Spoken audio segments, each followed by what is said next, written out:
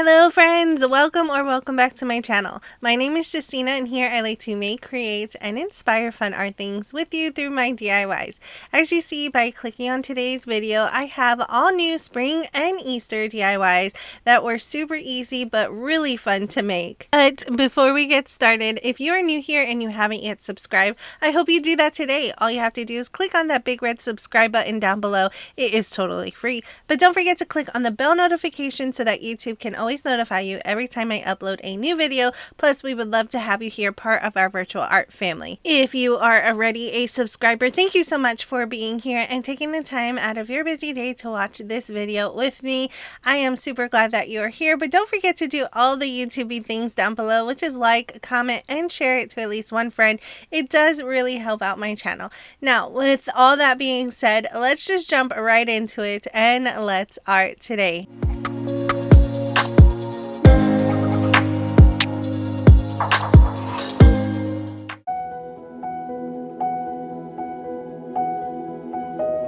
For this DIY, you're going to need 2 of these color your own ornament from a Dollar Tree. 10 come in a pack, which is really nice because they used to only have 8. So there's so many more DIYs that you can create with this one pack. But I'm just going to use 2 and put the rest to the side. You are also going to need those little cork sheets from Dollar Tree. I just have one left over and I'm going to cut it down to a reasonable size. That way I can start tracing it out because we're going to be turning these eggs into little coasters. I flipped my cork sheet on the back side and then I used a Sharpie marker to trace out the egg. That way I don't get any of that marker on the cork and then it will be a nice clean cut. Then I take a pair of scissors and then I just cut out the shape that we just created on those sheets. Now this sheet has some adhesive on the back of it, so that's why there's a white sheet there, and when you remove it, it can be stuck on pretty much anything. After I cut out my 2 backing, it is now time to decorate the egg itself, and I am going to use my scrapbooking paper that I purchased from Michael's a couple of years ago. It came into a nice thick pack and I just picked one that I absolutely love. Now, since my scrapbooking paper has these little images on them, I am going to trace out the egg using a Sharpie marker on the front of it. That way I can see what will be in the center of my coaster, and I will continue doing that for my second egg. Now that I have both of my eggs traced out, I'm going to take a pair of scissors and cut out the image, but I'm going to cut out my image on the inside of the line that I just made. That's so I don't see the Sharpie marker on my finished product. After I have both of my image cut out, it is now time to attach them down to the egg. And I'm going to be using some Mod Podge. Now I'm using it very generously because this is scrapbooking paper, which is a thicker paper, and it won't have any bubbles on it. So that's why I like to use Mod Podge, but you can always use a different adhesive if you would like to. And once I have enough on, I press down my paper that we just cut out, and then trying to remove any air bubbles that are underneath it. Then turn over my coaster, and with those cork sheets I am going to place them on the back of our coaster. Now for added support, I am adding a little bead of hot glue on the outer edges, and then I will press that cork right into the hot glue and press down firmly so everything attaches nicely. Then for an added sealant, I am adding another 3 layers of Mod Podge right on top of my scrapbooking paper, and that completes our DIY.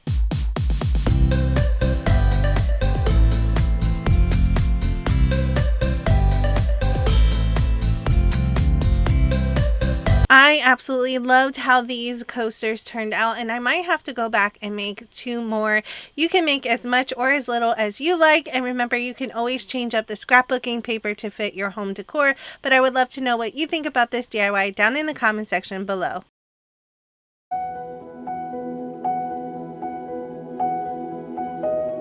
For this DIY, I am using this golden picture frame from Dollar Tree. I believe it was really popular last year. I did grab a couple, but I'm using this circular one, which is really pretty for it being a plastic picture frame. I am going to start to remove the backing out of it, and these little hooks here were really tight on this picture frame. Might have to go back and loosen some of those screws, but it just pops out and you have the backing and then the back of the photo, which you can always add a photo, but it does not come with glass, which I was shocked when I first opened it. However, I am going to start painting the outer edges of our picture frame using my Folk Art Home Decor chalk paint in this metallic copper color. I am doing it really sloppy because I do not want to cover the whole entire picture frame in this color. I want some of that gold to seep through, so I'm taking a really thin brush and adding it all over the outer edges of our picture frame. Once I was done with the metallic color and it had time to dry, I am then taking another small little brush and adding some black acrylic paint right on top of the picture frame. I am using a dry brushing technique. My brush is very dry and I'm just using a little bit of that black color just to make it really look aged and weathered. Once I was done painting the frame, I did place that to the side to dry so that I can start working on the back of our little photo area here. I am using the same scrapbooking paper that we used for our first DIY. Once again, I flipped over the scrapbooking paper, took a Sharpie marker, and started tracing the picture frame. That way I knew exactly where to cut. I then started cutting out the picture, and I'm cutting on the inside of the trace line that I have created. Once that was out, I then wanted to attach the paper down to the back of the picture thing. I didn't want to use the front of it, which is completely black. That way, if I want to change this up later on, I have a double-sided picture frame that I can use. I'm going to attach it down using regular school stick glue, as you see here, and I do add a generous amount of it on that backing. Then I will line up my picture with the frame and make sure it is as center as possible. After I have it where I like it, I am going to take a little bead of hot glue and put it on the outer edges of the corners for added security. Then I will place that to the side to work on one more piece for this DIY. It is this little ornament from Dollar Tree in a bunny cutout, and I'm just going to paint it in my black acrylic paint, and I paint both sides because I wasn't sure which side I wanted it to face, so I did do both sides. Then I did place that to the side for it to completely dry. Now it's time to attach everything together. Here are our three pieces that we worked on, and all I needed to do was attach the frame back to its original position, which is adding this little picture right back into it, making sure that it is lined up correctly, and then I will add the backing of the whole picture frame right back into it and move those little clips on the end on the inside to lock everything in. I then wanted to attach my bunny to the center of the picture frame, but I wanted it to be a little bit raised, so I have these little wooden square pieces that I cut in half, and then I'm attaching it down to the bunny using my hot glue gun, and then I will add that to the center of our picture frame. Lastly, I just wanted to add a little black bow to our little bunny's ears, and that completes this DIY.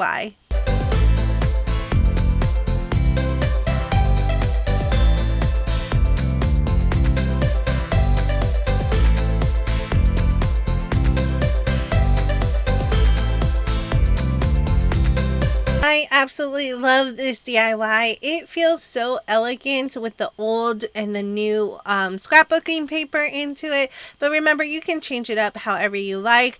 I just love this picture frame because not only can you hang it up on the wall, it can be a shelf sitter as well. I would love to know what you think about this DIY down in the comment section below.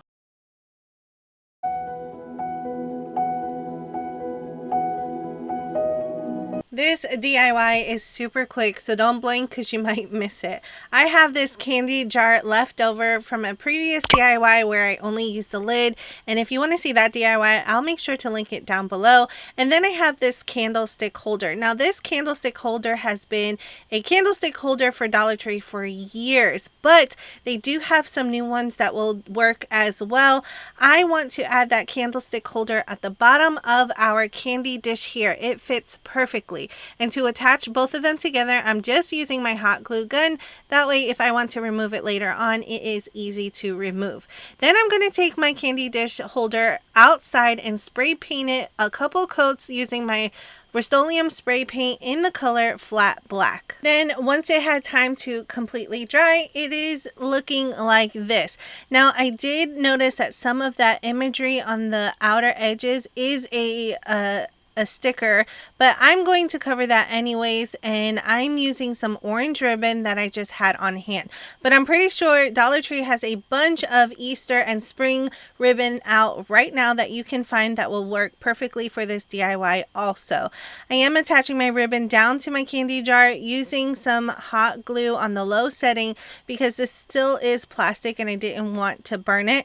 And I'm just wrapping it around my candy dish and then applying more hot glue to attach the ends together. I did find this other ribbon in my crafting stash also, and I'm adding that on top of the ribbon in the center that we just laid down just to add a little bit extra detail. Once again, I am attaching it down using my hot glue gun, cutting it down to size, and then reattaching it again with a little bead of hot glue. Next, I found these wooden bunnies in my crafting stash also from Dollar Tree, and I'm just adding it on all four sides of this candy dish, which I ultimately turn it into a little vase, but you can use it as a candy dish also. Just make sure that the candy that you use is covered if you decide to spray paint your dish. That way nothing seeps into your candy. I'm using hot glue to attach those bunnies on, and once that was attached, that completes this DIY.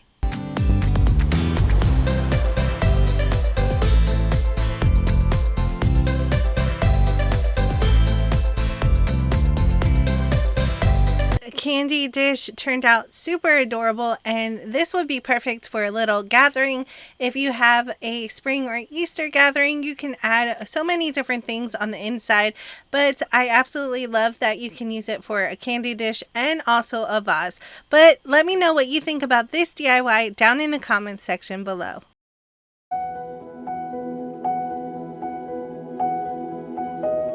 For this DIY, you're going to need a canvas, and Dollar Tree does sell canvases in various sizes and shapes. I'm using this really long one that I just had on hand, and the three main paints that I am using are these right here. I have my Folk Art Home Decor chalk paint in the color Lilac, this Princess Purple and Wisteria Purple from my Apple Barrel acrylics collection. Now the first thing I started to do was take those acrylic paints and started adding it right onto my canvas. I am not worried about it being messy because we are going to use all three colors together to make this really streaky purple image. But it does not need to be perfect, and you can always change up the colors to match your theme if you would like to. But I really love this purple, especially for this springtime. After I have the bottom half covered in that purple, I am now going in with my black acrylic paint. This is just regular black acrylic paint from Apple Barrel, and I'm adding it to the top portion.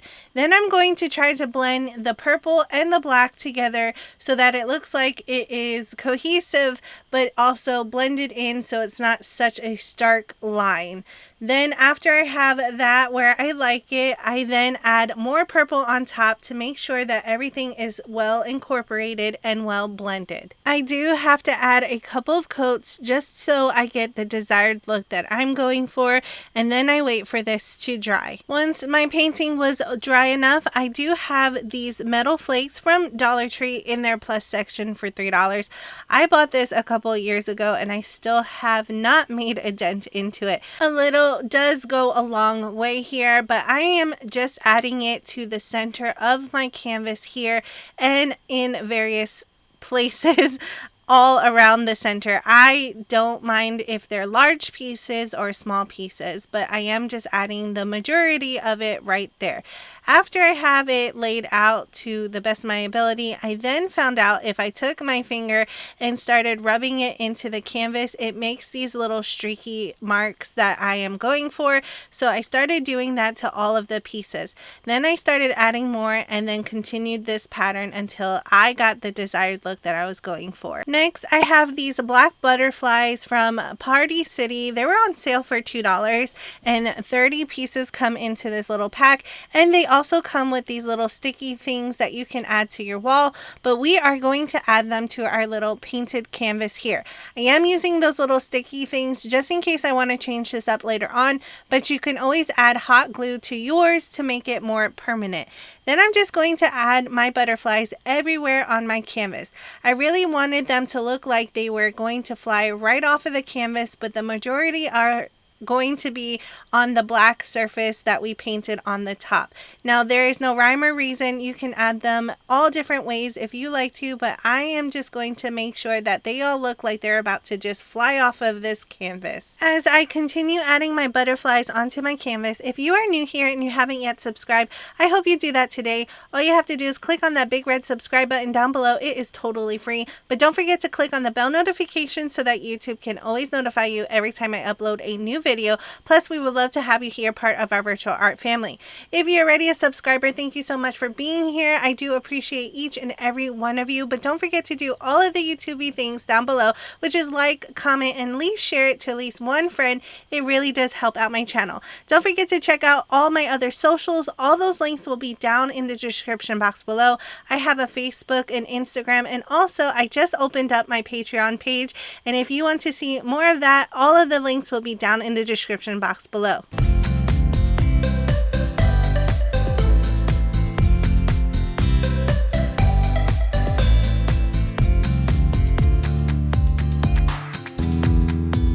Here is how our little butterfly 3D painting turned out. I absolutely love this. This is my favorite DIY in today's video and my favorite DIY in my spring decor thus far, but I would love to know what you think down in the comment section below. All right, friends, that completes today's round of DIYs for spring and Easter. I really hope this video inspires you to make some of these for yourself and your home decor, even if you switch it up to different colors or even different themes. I absolutely loved how these turned out, but I would absolutely love to know which one was your favorite down in the comment section below. While you are down there, don't forget to check out my other socials. Once again, I do have a Facebook and Instagram, and I just opened up my Patreon page, which I'm super excited about. Speaking of Patreon, I do want to give a shout out to my first 2 Patreons. I am super honored and so happy that you decided to become a member. And if you are wondering how to become a member, the link will be down in my description box below. I do have a free welcoming video if you decide to want to become a member as well. Remember, friends, if you are new here but haven't yet subscribed, I hope you do that today. All you have to do is click on that big red subscribe button down below. It is totally free, but don't forget to click on the bell notification so that YouTube can notify you every time I upload a new video. Plus, we would love to have you here, part of our virtual art family, where we do a lot of DIYs with an artistic twist. Thank you all so much for watching. I really do appreciate each and every one of you being here and helping to support my channel. Don't forget to do all of the YouTube things, which is like, comment, and at least share it to one friend. That really does help out. I really hope you guys enjoyed, and as always, I will see you in the next one.